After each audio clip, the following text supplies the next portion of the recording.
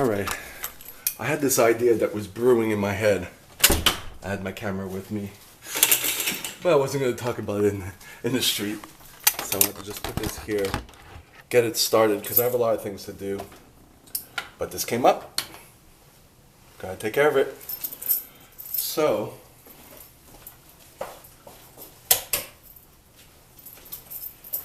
I may be wrong, but it popped in my head after listening to a lot of Ollie Mathews videos, and even other videos,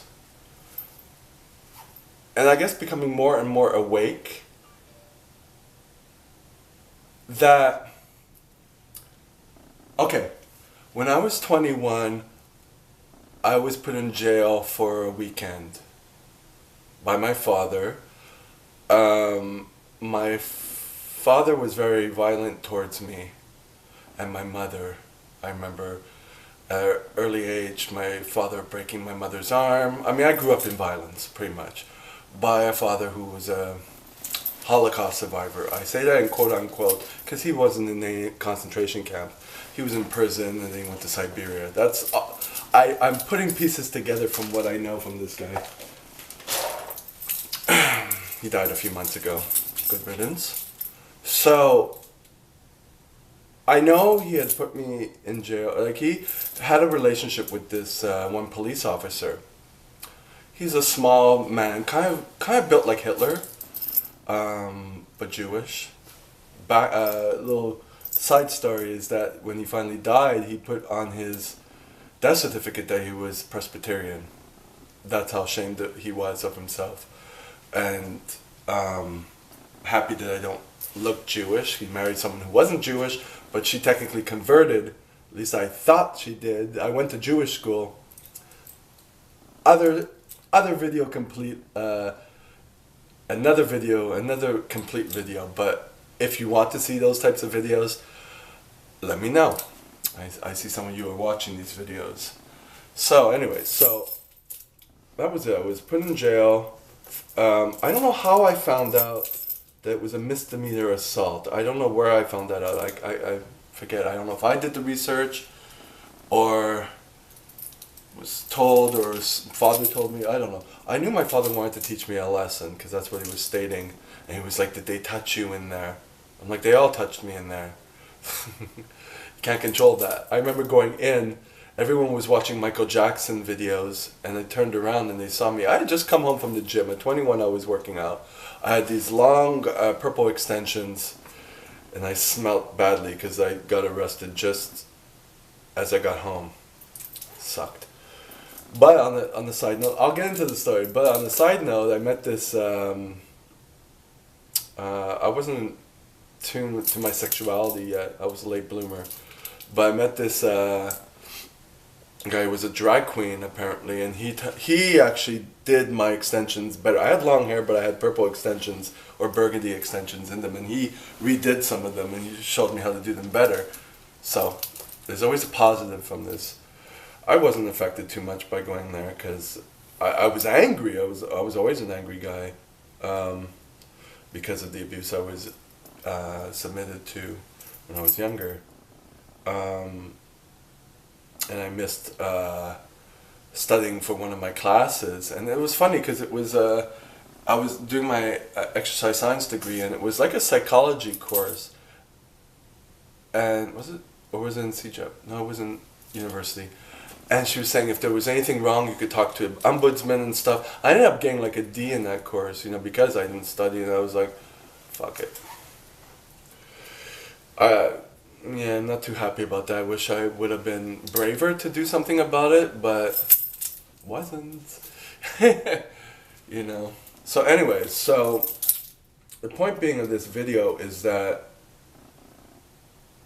I got a TN visa going to the States in 2000, and you had to.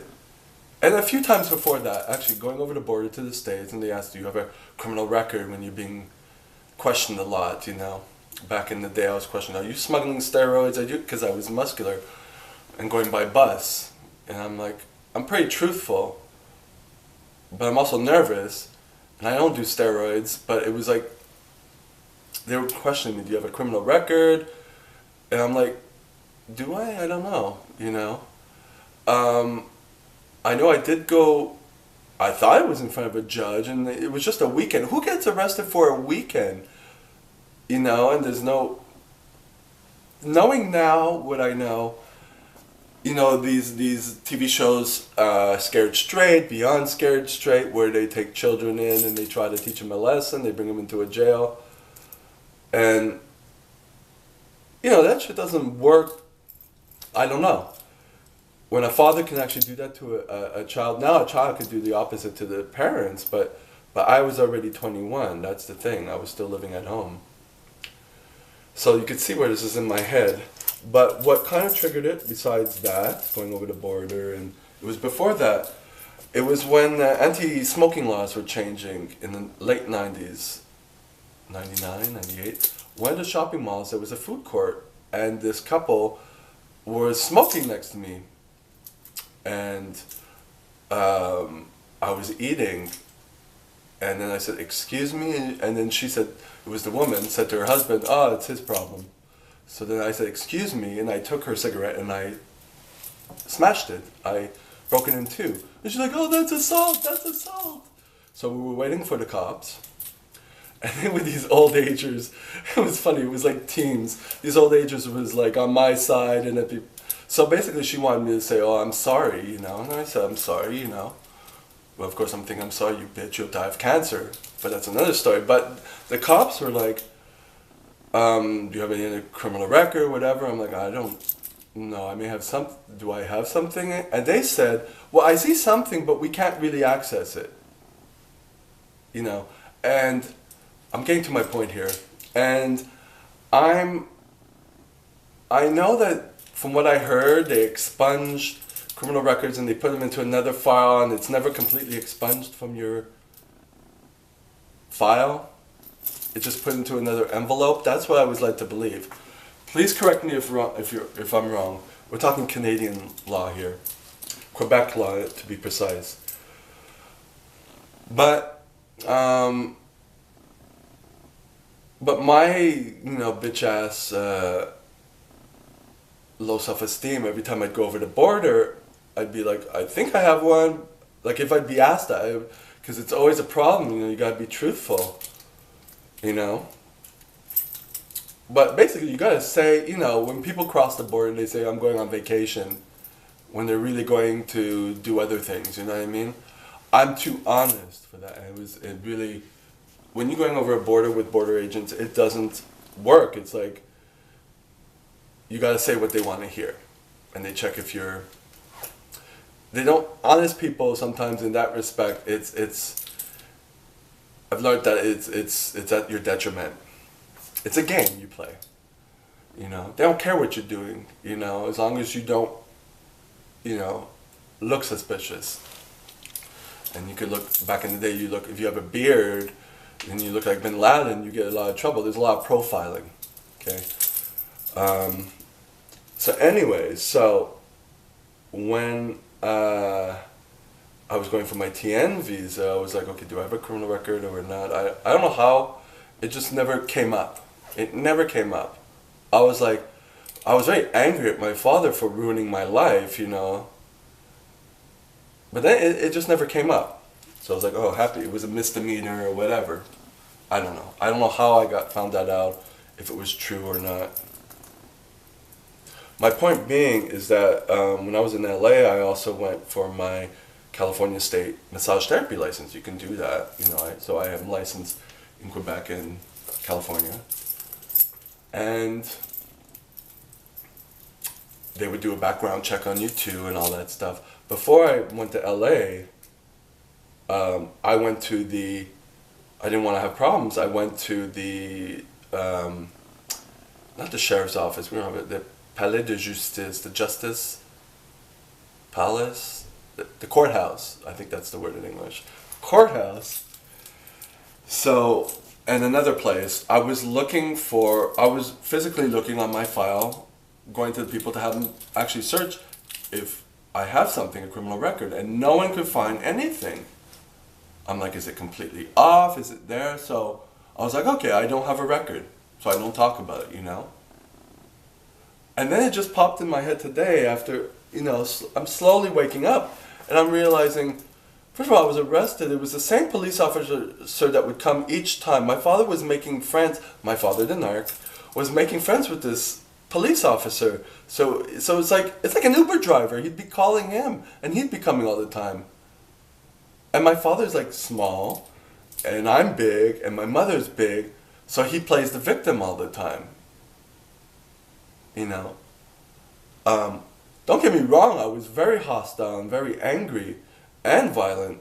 You know, I would go Heil Hitler, Sieg Heil all the time. Why this guy dead? You know.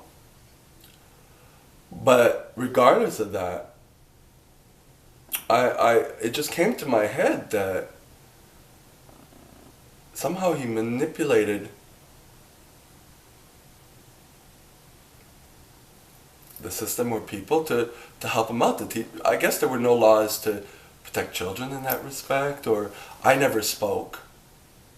I never spoke my side, and my mother was completely out of it, hostile and aggressive. My mother, that's another story.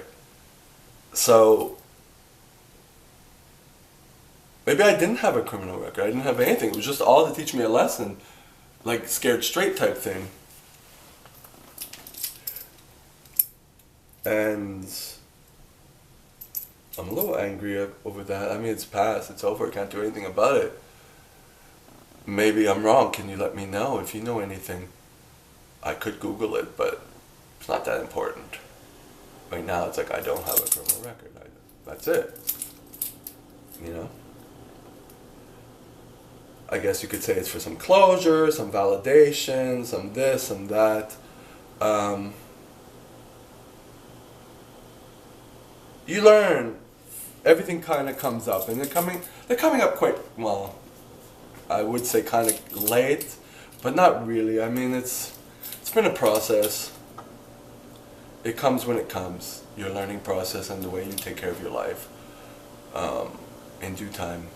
So I wanted to just tell you that, if anyone can relate, by all means, my life story is not near as horrific as I've heard things in the present. So